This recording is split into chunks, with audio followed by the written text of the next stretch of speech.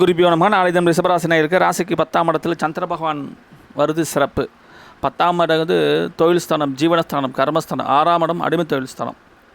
10ஆம் இடத்துக்கு சந்திரன் வரான். 10ஆம் இடத்து அதிபதி 10ஆம் இடத்தில் ஆட்சி. அடடா, அற்புதம். பாக்யாதிபதி 10ஆம் இடத்தில் ஆட்சி வரான். கூடுதல் விசேஷம்.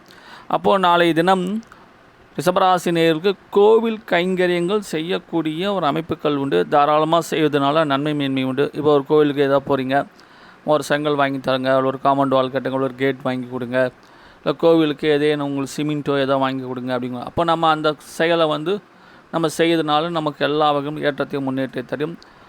தனயோகம் உண்டு, தனலாபம் உண்டு. செய்கிற பிஸ்னஸ் நல்ல லாபங்கள் ஈட்டக்கூடிய அற்புதமான நாளாக இருக்குது. பிரயாணங்கள் உண்டு. பிரயாணங்களால் நன்மை மேன்மை உண்டு.